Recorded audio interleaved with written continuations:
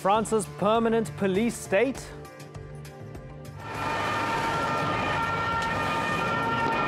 A new anti-terror law grants sweeping powers to security forces, but will they be abused? I'm Imran Garda, and today's Newsmaker is France's security crackdown. 2 years ago, France entered a state of emergency after Daesh killed 130 people in a series of attacks. France was hit again in cities like Nice and Marseille, and with each attack came an extension of that state of emergency. Now, many of the measures instituted are expected to become permanent. The French Parliament has approved a new anti-terror bill to replace the state of emergency when it expires on November the 1st. But rights groups fear the law will erode civil liberties and militarize French society. So is Paris creating a permanent police state with innocent civilians caught in the crosshairs? Or is this a necessary step by the government to keep the peace? Sandra Gutman reports.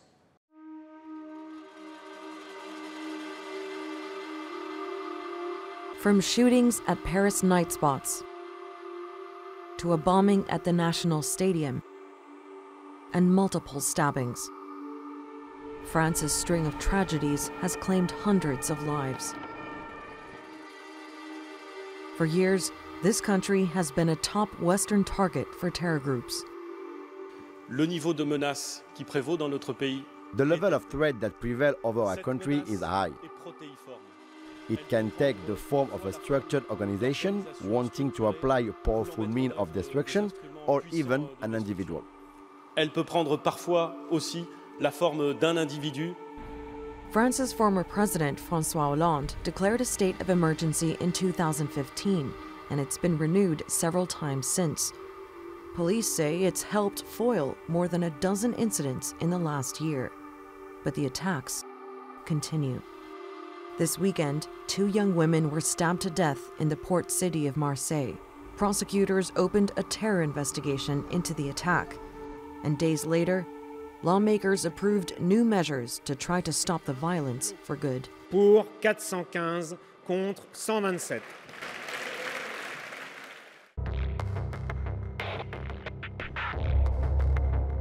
French police have been given sweeping new powers to set up perimeters around places like airports and train stations and carry out spot checks more freely. Places of worship can be closed down if radical ideology is thought to be promoted. Government officials, instead of judges, can order house raids and arrests without a warrant. And all these measures are being enshrined into permanent law. But these new powers have roused concerns among leftist parties that emergency laws are being normalized. This law grants authorities draconian powers to restrain liberties with no sufficient guarantees against abuses put in place. NGOs, including the United Nations, also say certain minorities in France will become increasingly stigmatized. But France's far-right party, Front National, thinks the law should target certain communities. Nous devons rétablir la double peine. We must reinstate the double punishment that Nicolas Sarkozy abolished. That means the systematic expulsion of convicted foreign offenders and irregular migrants. Most people in France are in favor of better security. A new poll has found that 57% of French people support the new terror laws. The question is, will they work? Sandra Gutman, The Newsmakers.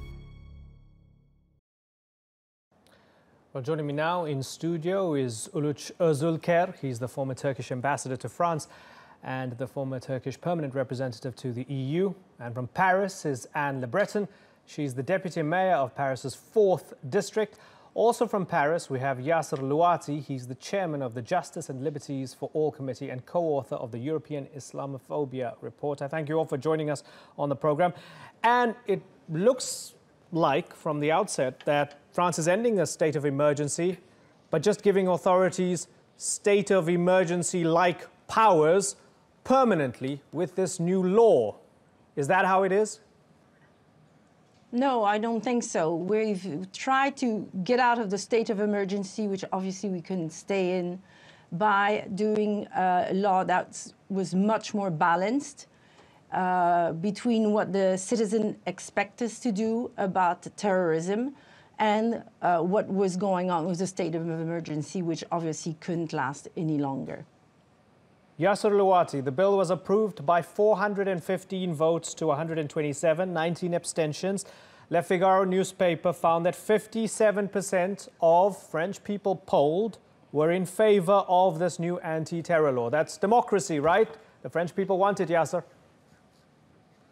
No, absolutely not. That's effective fear-mongering under a police state. First, 57% of the French people abstained from voting during the parliamentary elections, which actually questions the legitimacy of the people who passed that law. As for the public opinion you just mentioned, of course, when we tell them that these laws will only target a small problematic quote-unquote enemy within, as we saw it with the state of emergency, that these Muslims are problematic and that these laws will not apply to the majority population, then of course you can pass any measure. The fear now is that once you set a precedent by attacking a minority in a country, then those laws become applicable against the rest of the population. And we saw it, for example, after the beginning of the state of emergency. First, they began raiding and ransacking Muslim homes and mosques and houses, and then they attacked whom? Union leaders, environmentalists, and the list goes on. So this is a very sad day for democracy in France, and I hope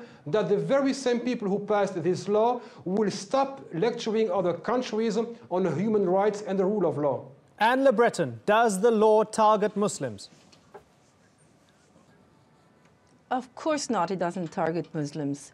About almost 10% of French people are Muslim. Why would we target 10% of our population? This is absolutely ludicrous.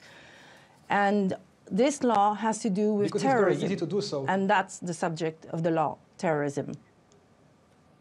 Yeah, so tell me why you think it targets Muslims.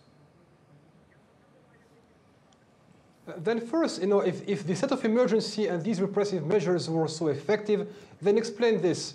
4,500 raids have been carried, leading only to 30 investigations in relation to terrorism. France's ombudsman, Jacques Toubon, said that these measures will target 90% of the time Muslims. Human Rights Watch, Amnesty International said these measures have targeted and will continue to target Muslims.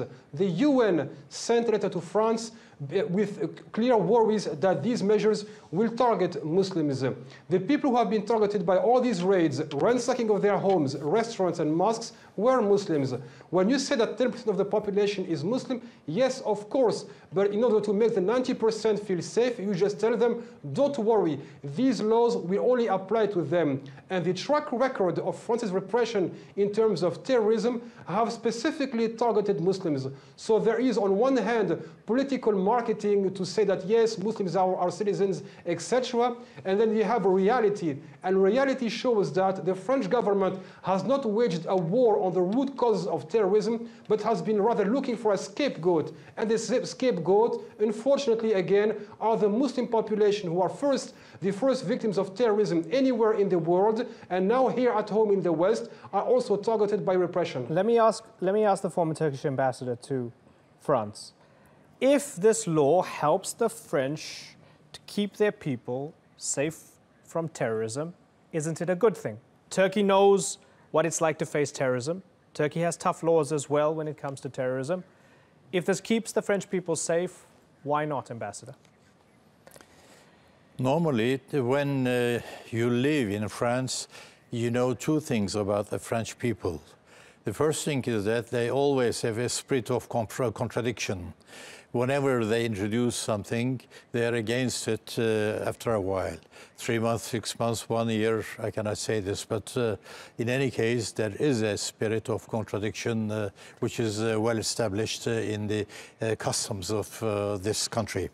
Secondly, so I'm asking myself, now this law is replacing this state of emergency law, which the parliament and the French people, so-called, are not willing to continue with.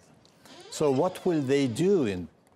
They are replacing an occasional law with a permanent system. But you believe it's like a state of emergency? Well, of course. I mean, it's not solving the problems with which the French people have faced with until now, but it's even hardening a little bit the situation in France. They say they've thwarted 17 attacks in 2016 as a result of their tough measures. Are they lying, or do you want to give them credit that maybe this approach is helping them thwart terrorism? Let's consider the situation from another angle, if you wish. All of these 17 attacks, terrorist attacks, came from the Muslim population inside the country, or from the ISIS people who were imported from abroad, if you wish. So in reality, France was suffering of the terrorist attacks, not from, especially from the French people's side as such, in bracket, but from the Muslim side, if I may put it this way. Within their borders? Well, was it a homegrown problem for them? Yes. Well, inside the European Union, the borders are free, and the terrorists were trespassing the borders easily, freely, and were coming to France. But when the investigations concerning the attacks have ended, everybody knew that all this was from inside the country and not from outside. Okay. Let me ask Anne Le Breton, as we kind of take a closer look at some of the details of the law, when we see that police can conduct house raids and searches without a warrant or judicial oversight, including at night, extra powers to officials to place people under house arrest outside the normal judicial process, wiretaps by intel agencies based on algorithms.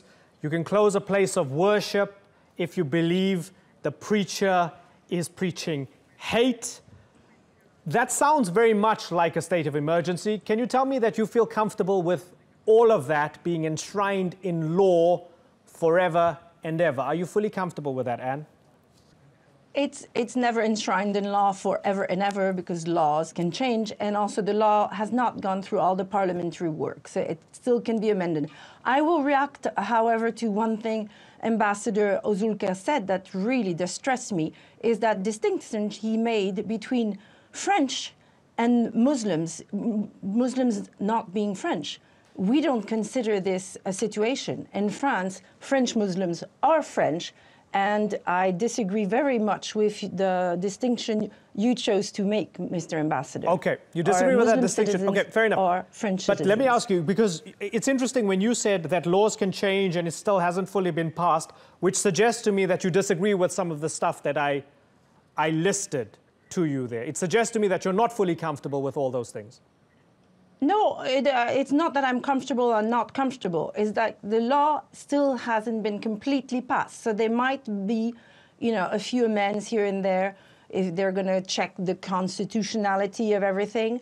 So it's not a finished, completely finished law. That's all I'm saying. So forget that I said forever and ever.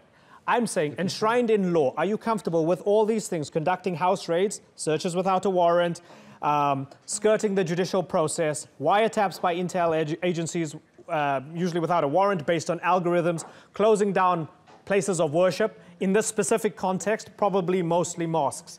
Are you okay with all of that, Anne?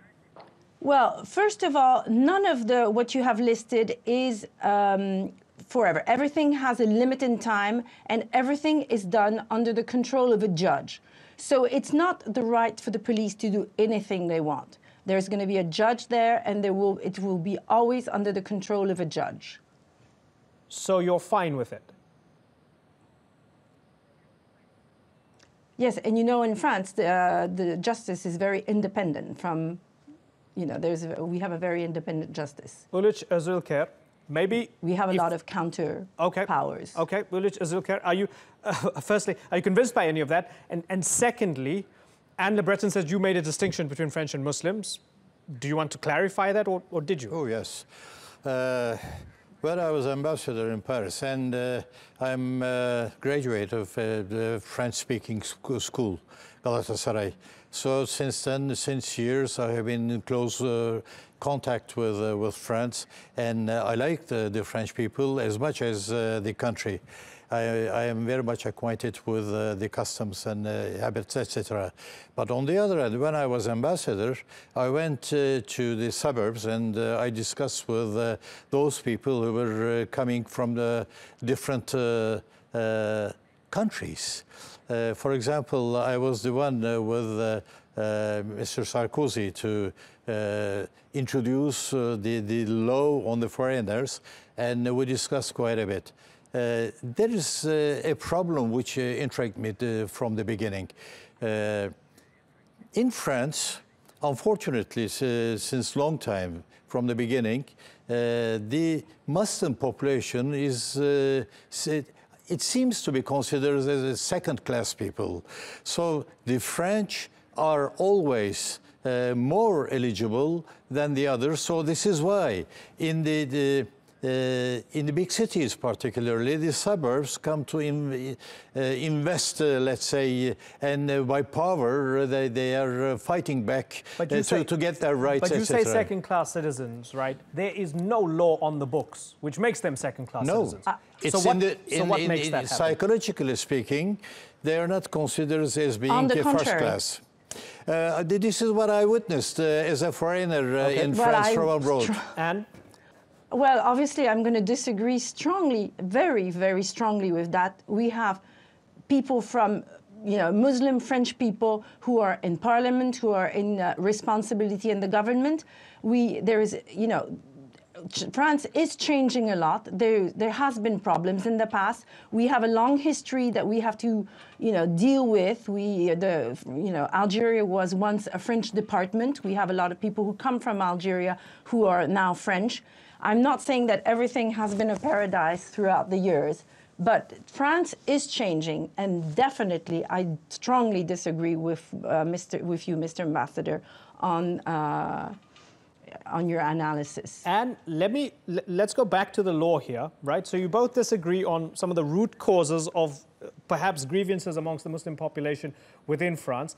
And what do you think of what the UN Special Rapporteur had to say? That the law contains provisions that could harm the rights to liberty, security, freedom of assembly, and freedom of religion. Don't you think that it's incumbent on the Macron government to look at this closely and maybe think again if you have the UN Special Rapporteur with those dire warnings?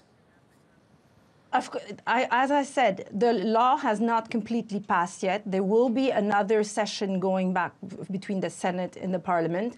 So things might change here and there. Do you want it softened? In France, we have a very, very different...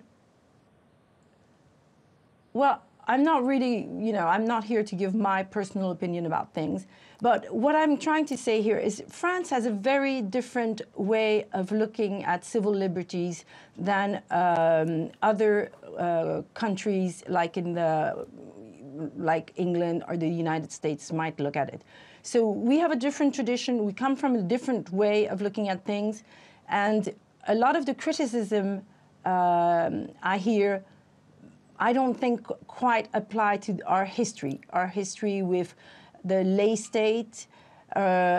We have a specific history concerning civil liberties that is not the same as which you might have in other Western countries. Yasser shaking his head in disagreement. And you have to take that into account. Okay, Yasser, come in. This is quite unbelievable to hear this absolute nonsense. What does it mean that there is again French exceptionalism in terms of civil liberties? The French state has been ransacking mosques and Muslim homes and restaurants. What kind of interpretation of civil liberties can we have? When you have the French state applying mass surveillance on the back of, quote unquote, as Manuel Valls said, the enemy within. When you have people now going to school scared that they might be reported under the accusation of radicalization. What are you talking about, madam? We are talking about now the state having absolute powers and to be able to implement drastic measures on mere suspicion. We went from tackling, quote-unquote, in the 1950s, dangerous behavior to tackling, quote-unquote, reasons to believe there is suspicious behavior. And again, I'm sending you to the track record of all these measures. First, they failed to prevent terrorist attacks, as we saw it multiple times, like in the Bastille Day attack of last year. And second, these measures are also criticized by domestic intelligence. When you have the National Secretary of National Defense saying that France's strategy based on all repressive measures has failed and we need to change our strategy and speak directly with communities instead of terrorizing them, this is not an interpretation of civil liberties. It's a question of protecting national cohesion. And what's happened today is that we have been sending, or you have been selling this project as somehow necessary extreme measures. For 20 years, over 20 measures have been passed against terrorism. Yet all our lives now are at stake, and on top of that, we have to bear the cost of losing our basic freedoms. So please, don't tell us we have a different understanding of civil liberties.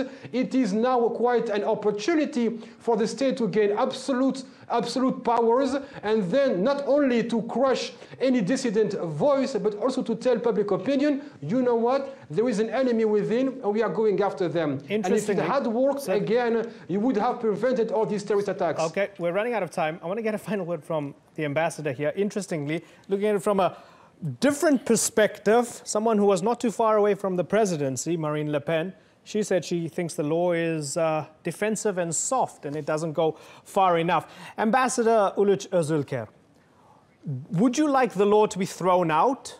Or do you think that if you kind of water it down or soften it in some way, France can maybe find a balance between protecting its citizens from terrorism, but also maintaining civil liberties? Is that possible, Ambassador? It is possible because it is in the... France has inherited since the revolution in 1789 some principles: fraternity, liberty, and equality is the main dictum of France. And France, as far as I understand, French people are very much devoted to their individual liberties, freedom of expression, freedom of everything. So they are very jealous in defending their rights in this respect. I must apologize, but we are out of time. Ambassador Uluç Özülker, Anne Le Breton and Yasser Lawati, I know it feels unfair that you all didn't get a chance to speak fully, but this is the nature of the program. My apologies. I thank you all for joining us on the Newsmakers.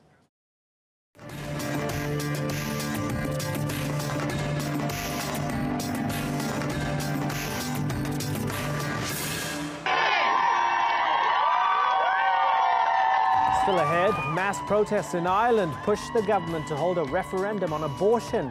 Will it be made legal? And we'll speak to Cambodia's former top opposition leader on why he was forced to flee his country.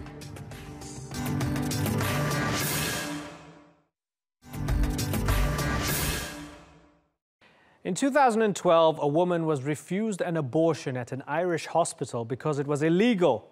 Within hours, she died of septicemia. Her death sparked outrage and mass protests across the country, with people calling on the government to overhaul the law. 5 years later, the government has finally decided to hold a referendum on the issue next year. But will it lead to the kind of change pro-abortion rights groups have been waiting for? Shoaib Hassan reports.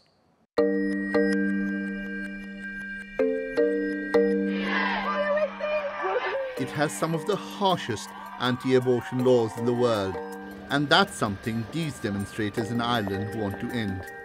Well, I'm here for them, for my daughters, 2 children here, so we're here to support their rights to make choices for themselves. Abortion is banned under the Irish Constitution's 8th Amendment. The only exception is when a woman's life is in danger. Otherwise, the fetus has to be carried to full term, even if it has died. Abortion is also not allowed if the pregnancy results from rape, incest, or if the fetus has severe abnormalities. Anyone who breaks the law faces a 14-year prison sentence. The restrictions have led many Irish women to seek abortions abroad, mainly in the UK. But a campaign to change the law is strengthening. It reached a crescendo after Ireland's decision in 2015 to legalise gay marriage, and the election of the country's first Prime Minister, who's openly gay and an ethnic minority. The government then appointed a parliamentary advisory committee to investigate Ireland's abortion laws. It overwhelmingly recommended changes to allow what it called unrestricted access to abortion. But the government has opted to hold a referendum in 2018 before making any changes. These demonstrators believe this is just a waste of time and the laws should be changed immediately. But others disagree, and the issue remains deeply divisive in a country trying to balance its conservative Catholic tradition with the promise of a progressive future. Shoaib Hassan, The Newsmakers. Well, to discuss this now, I'm joined from Dublin by Cora Sherlock. She's a lawyer and spokesperson for the Pro-Life campaign. And also in Dublin, Emma Hendrick. She's a member of the People Before Profit Party. I thank you both for joining us. Cora Sherlock, let me begin with you first. In a democracy, isn't this the right thing to do, to put it to a vote come next year? Hasn't the Prime Minister made the right choice? I think that in a democracy, what we should do, and the primary thing that a democracy does, is to protect the rights of every human being living in that democracy. And what a referendum on the 8th Amendment would do is to offer people the chance to remove a human right from our Constitution, to remove the right to life of babies in the womb. That's completely anti-democratic. There's nothing democratic about removing a human right from the Constitution. So that wouldn't be right. Now, when you say that we are having a referendum next year, there is a bit of difficulty in that, because it's true that the Prime Minister has announced that there will be a referendum, but at the same time we're having a government committee ongoing at the moment to decide whether a referendum should take place. So there is a little bit of confusion, it seems, which really should be clarified by the government. Cora, are you referring to the Citizens' Assembly?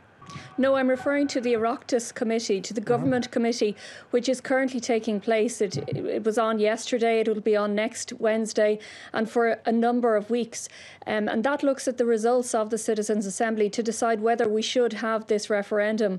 Just in your introduction there, you talked about the case of Savita Halappanavar, the tragedy where she lost her life in a hospital in Ireland. It's worth noting that the 3 independent reports prepared by experts into her death found that Ireland's lack of abortion was not responsible. And I think that that's something that unfortunately went out around the world at the time in headlines. It was only many months later that the official reports were prepared, which found that she lost her life and she lost the life of her baby to mismanaged sepsis, and not the fact that abortion was not available here. It is a very important point, because there's a lot of people who aren't aware of the true facts surrounding her loss. Emma Hendrick, is next year a big year for you, come May or June, when this referendum will happen? Tell me why you feel the majority of Irish people will decide to finally legalise abortion. Well, when the referendum happens, it doesn't mean that there will be legalised abortion in Ireland, because the Protection of Life During Pregnancy Act is still there from 2013. But what it will mean is that the Oireachtas can then legislate for abortion access in Ireland. You know, the reality is at the moment is up to 4,000 women a year are travelling to the UK to have an abortion. Abortions are happening. Women should be able to have their abortions at home in their own country without the threat of a 14-year prison sentence hanging over them. You know, we need to be able to trust women to make their own choices, whether they decide to have a child or not have a child. And regarding Savita, you know, Savita died from sepsis, that's true, but it was sepsis created from the mismanagement of her miscarriage, where she was miscarrying, and because there was still a heartbeat, she was told that she couldn't have an abortion because Ireland was a Catholic country, you know, and a woman died because of this. It's absolutely disgraceful that women are put through hell just to have bodily autonomy and rights over their own body. Let me ask Cora. Cora, is your opposition to this referendum even happening rooted in your understanding of your Catholic values? Absolutely not. I haven't mentioned religion at all. I never mention religion. I always find that it's pro-choice campaigners in Ireland who bring up religion. And I think they often do that because they don't want to talk about the reality of what abortion means. The fact that a baby would lose his or her life in every abortion. That's what happens in every abortion. And let's think about what that baby is. The baby's life begins at fertilization. The baby's heart starts beating at 3 weeks. He or she has a nose, a mouth at just 6 weeks. The baby has organs at 8 weeks. This is a human being, and we can't simply disregard his or her rights. What we hear from the pro-choice campaign in Ireland at the moment is constant talk about bodily autonomy, but that tiny human being has a body too, and it's a body that's growing. It's protected under the 8th Amendment at the moment. I think it's very disturbing that there would be a suggestion that we would introduce a referendum to try and remove the protection that exists for that baby at the moment.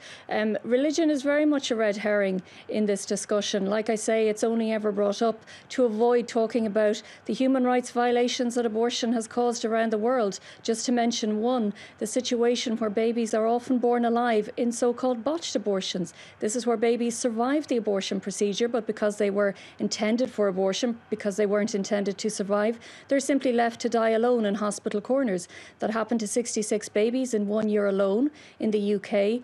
And one of those babies, at least, according to the official reports, survived for 10 hours. That's a human rights violation that we don't want to see happen in Ireland. But any interference with the 8th Amendment would cause violations. Let me come in for a second here. If you're so confident that so many in Ireland believe as you do, and you say, you know, religion's a red herring here, you're saying that you're being straw-manned when it comes to this argument. If so many people believe as you do, and they believe in the sanctity of the fetus being a baby from the very beginning, then why not put it to a referendum, and why not put it to the test if this is what so many Irish people believe? Yeah, there's a couple of reasons why we shouldn't do that. Firstly, as I've said, because Ireland is a democratic state, and the very notion of democracy goes against abortion, because abortion means ending a human life, and that's completely contradictory to everything we have fought for in Ireland as a country since the establishment of our nation.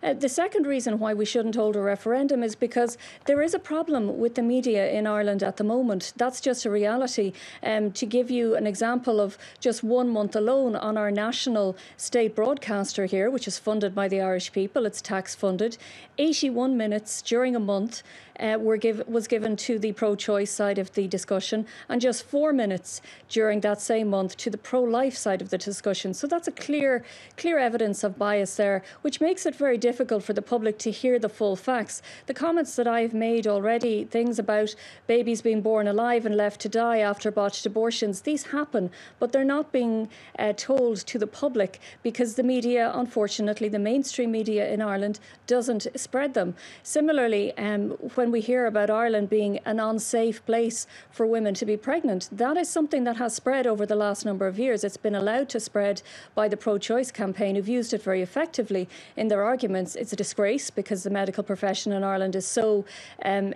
extremely efficient in looking after women. Okay. We are a world leader in terms of looking after women during pregnancy. So those are all reasons why we shouldn't have a referendum. Let me bring in Emma here. Emma, there's an Ipsos poll that asked people, without a woman's life being threatened, without fetal abnormality, just an abortion on request, 67% of people in that Ipsos poll were against abortion, right? So it suggests that when it comes to the referendum, people are thinking in terms of conditionality. This isn't a clear yes or no. Usually it's a yes but, or it's a no but. With all of that in mind, how would you like the ballot to be worded come next year, Emma? I would like the ballot to be worded on, do you want to repeal the 8th Amendment and want the Oireachtas to legislate for abortion access in Ireland? I think if we put barriers in place for abortion access, women will continue to, not meet these standards. We can't keep pitting people against each other. There's no such thing as a good abortion or a bad abortion. A woman decides to have an abortion because she feels it's the right decision for her to make. And just when we're talking about, human rights, the UN have said that Ireland's abortion laws are cruel and inhumane and degrading to women. You know, we are forcing women that are suffering from fatal fetal abnormalities to travel to a different jurisdiction to have an abortion, and then they have to come home. You know, they're wanted pregnancies. These women don't want to have to leave their families to go and travel. You know, I think polls, if you look at the history of polls over the last 2 years, people want more liberal access to abortion, and I really believe that a referendum will pass. And as Cora keeps saying, it is a democracy, so let us have our vote. Nobody under the age of 52 years of age has been able to vote in a referendum regarding abortion, so nobody of childbearing age has had a voice or have a vote, so let us have our vote. Cora, are you convinced by any of that? No, not at all. I'm not convinced. And I think that, you know, again, I always expect pro-choice campaigners to talk about the UN, but I noticed that Emma didn't talk about the fact that babies are born alive and left to die after botched abortions. This is something that the UN has consistently ignored as well. It's also worth noting that when she talks about the UN giving out about Ireland's pro-life laws, which have saved tens of thousands of lives since the Eighth Amendment was introduced, it's not actually the UN, the entire UN, it's the UN Human Rights Committee. These are committees that are made up of pro-choice campaigners. That's just the reality. If you look at the people who are on the committee, their history is to campaign for abortion. So it's no surprise that they would criticise Ireland. But I would like to ask Emma, what time limits does she support? How far into the pregnancy does she think that a baby should lose his or her rights? And what pro-choice campaigners in this country often say is they use the phrase as early as possible, as late as necessary, but they're very unwilling to actually put a time limit on when they think a baby actually becomes a baby and when that baby is deserving of rights. So maybe she could address that and also address how she feels about babies being born alive and left to die after botched abortions, something that happens throughout the world, something that could very easily happen in Ireland. Let me allow Emma to address the first one, because this is an interesting one, because people vary in terms of that particular cutoff date. Is there a cutoff time period for you? And would you accept that level of conditionality? What do you think, Emma? I think time limits are always thrown out as a red herring. So, you know, in reality, 92% of abortions happen before 13 weeks. 0.02% of abortions happen in the third trimester. This is in the case of a woman's life being at risk or a fatal fetal abnormality. So let's talk about reality here. No woman is 8.5 months pregnant and suddenly decides she wants to have an abortion. If that was the case, what would happen would be there would be a termination of her pregnancy. That means she would have a section and the child would be born alive. You know, there's nobody advocating here for abortions up to 9 months when there is a viable fetus there. That's just not the reality of what happens. Okay, so we have one side saying using Catholicism in the argument is a red herring, and the other side saying the time limits, that's a red herring, both feeling strawmanned when it comes to that. Cora, let me ask you about the culture wars, broadly speaking. From the outside looking in, there's an openly gay Prime Minister. This is 2 years after a referendum on gay marriage. Therefore, there seems to be an air of inevitability coming to next year that Ireland will legalise abortion, and it suggests that the country is moving in a more liberal direction. Is that how you see it, Cora? Well, what I would say about that is progress and abortion do not go hand in hand. What we know about the baby in the womb now, as compared to what we knew about it in 1983 when the Eighth Amendment was put in place, is radically different. We know now those things that I've said. The baby's heart starts beating at 3 weeks. People see scan images where they can see the baby's face. We know that this is a human being deserving of protection. There's nothing progressive about ending human life, nothing progressive about ending a vulnerable human life, a baby who cannot speak up for him or herself. And I mean, the violations that I'm talking about, things that have happened in the the UK, babies being born alive, also in Canada, 400 of them being born alive and left to die over a 10-year period in Canada. I don't hear the pro-choice campaign in Ireland stepping up to talk about that. What they will always say is really what Emma has said, is that it's not happening in reality, but it is happening in reality. And once you introduce abortion into a country, once you remove the 8th Amendment, what you find is that people's attitudes change. They feel that abortion is something that's acceptable, that's normal. Okay. That's what happens. In the UK, there were 190,000 abortions in 2015, and 98% of those were on social grounds. So abortion just becomes something that is seen as something normal, rather than the ending of a human life, which is what it really is. Emma, final word for you. We're running out of time. I have to move on. In less than 30 seconds, if you don't mind, please, Emma. You know, I don't believe that any woman should be forced to stay pregnant against her will. The reality is abortions are happening. They are happening. Up to 3 women a day take the abortion pill in Ireland. They have a 14-year prison sentence hanging over them. We need to protect women. We need to trust women to make their own choices and allow them to access healthcare at home without the fear of criminalisation hanging over them. You know, it is their own choice. We need to support them in their choices, whether that's deciding to have a child or not having a child. And we need to trust that a woman is the best person to make that decision for herself. Okay. It seems as if that referendum will happen. All the best available evidence shows that it will come May or June next year. We hope to speak to both of you in the not too distant future once again. Cora Sherlock and Emma Hendrick. I've got to move on. I thank you both for joining us on the Newsmakers. A report by Human Rights Watch has revealed that civil and political rights are deteriorating in Cambodia. It comes off the back of the arrests of multiple opposition members and a clampdown on the press. All domestic media is now under government control.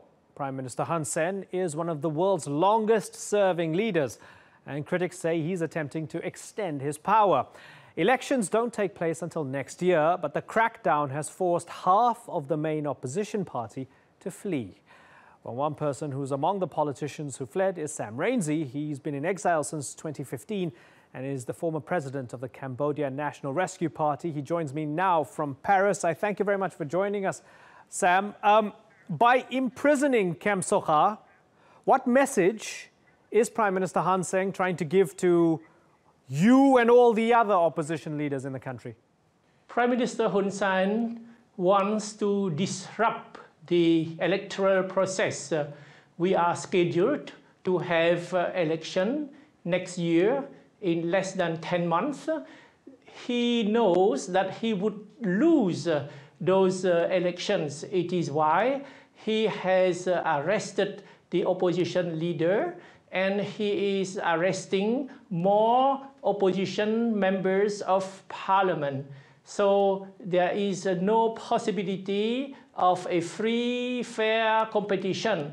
Therefore, he can be assured to win without any challenger. He's been in power for 32 years. He has been elected in, by and large, free and fair elections in the past. With that in mind, to what extent is Cambodia a democracy right now? No, Hun Sen has never been elected democratically.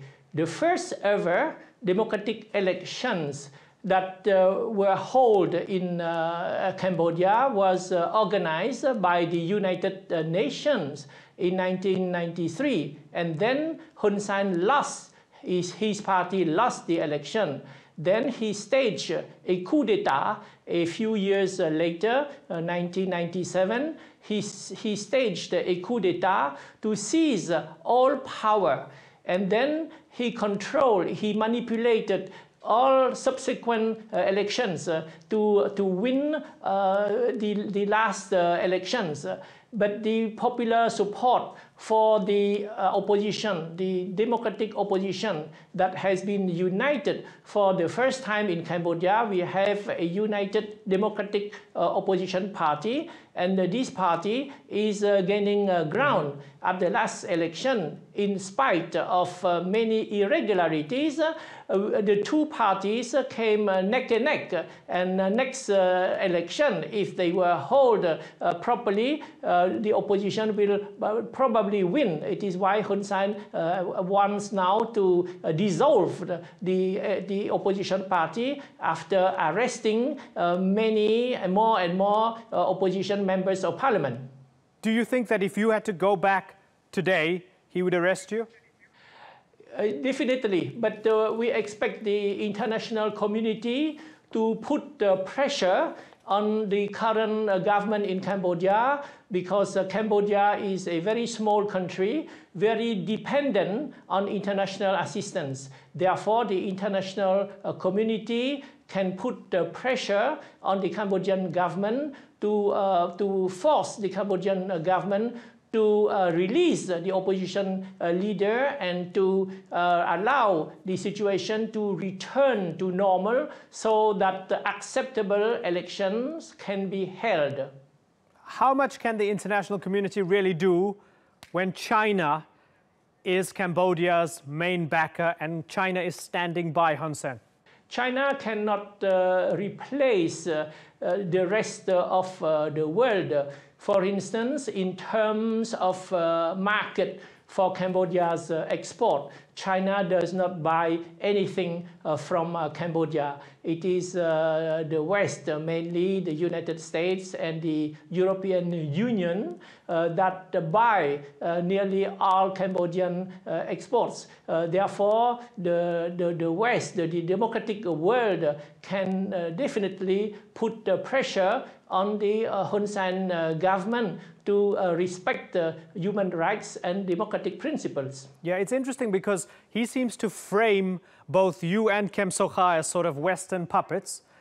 Kem Sokha's charge is treason. The state calls him a traitor and a rebel and say he's trying to seize power in a color revolution with American help. Now, let me ask you clearly, might there be maybe just a little germ of truth to it, given that as part of their evidence, they have a video of him recorded in 2013 in which he discusses a strategy to win power with the help of American experts. Might there be a germ of truth to it? Yes, it's heavy-handed. Yes, Hun Sen is paranoid. Yes, he's smearing you guys and labeling you. But might there be a little kernel of truth? No, not at all. This is totally ridiculous, because the majority of the Cambodian people, especially the youth that represent 70% of the population who are under 30-year-old, they are fed up with Hun Sen. Since they were born, they have only known Hun Sen, and they have seen the rest of the world changing for the better, while Cambodia remains one of the poorest countries in the world, one of the most corrupt countries in the world, a country where there are a lot of social injustices. So people are fed up with Hun Sen, and you can understand that we want a change, but a peaceful change and democratic change through a free and fair election. It is not a crime to ask for free and fair election. It is not a crime to campaign for human rights, for democratic principles. And for doing this, we need support from like-minded people from the US, from Europe, from Australia, from Japan. It is not a crime for Democrats all over the world to link up. Hun Sen ridiculously talk about treason. It is not a matter of treason, because we share the same values with other Democrats. Those are universal values. So wanting a democratic change with support of Democrats all over the world is not a crime, as long as what we are doing is peaceful, which is totally peaceful. Wanting Western countries to put pressure on Cambodia might mean that they decide to use sanctions as a tool of pressure. Wouldn't sanctions hurt the Cambodian people? Because as you said, it's a poor country. Economically, it's not doing too well. So might that be counterproductive when it comes to sanctions against Cambodia? Yes, we understand that all dictators, they take their people hostage. But we don't want sanctions that would hurt the ordinary people. We want sanctions that hurt, that target the leaders, the top leaders. For instance, to freeze their assets because they have sent their ill-gotten money, corruption money, to bank accounts in the United States, in Australia. Now they are violating human rights, they are killing people. Therefore, sanctions should target them. There should be a visa ban, not allow them to travel freely, to enjoy their ill-gotten money. On the contrary, we should freeze their assets. Mm-hmm. Yeah, and so far the CNRP and other opposition have organized protests in Paris, where you are, in the United States, in Australia, in many places around the world in the diaspora, but they've explicitly refrained from calling for protests in Cambodia itself, in Phnom Penh, in other cities. Is it because you think they fear a bloodbath? Is it that bad? Yes, because we face blackmail. If we call for a protest in Cambodia, it would be the Cambodian people inside Cambodia who will suffer from a brutal and possibly bloody crackdown. So we have to be careful, knowing that the Cambodian people inside Cambodia are held hostage by the current government. But we continue to protest all over the world where there are Cambodian diasporas to attract the world attention on the deteriorating situation in Cambodia. Sir, it's been a pleasure having you on the Newsmakers. Sam Rainsy, I thank you very much for joining us.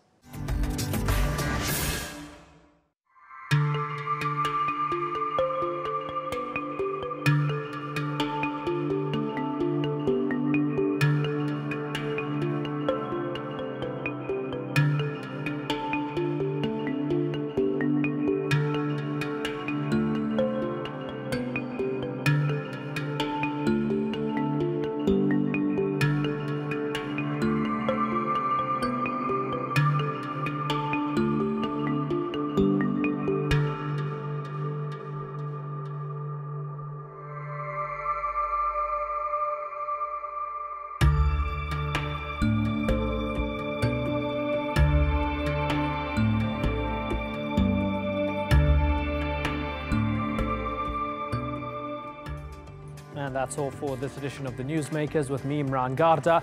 Check out more of our stories on YouTube, Facebook and Twitter. Remember to like, follow and subscribe. Until then, thank you for watching. Bye-bye.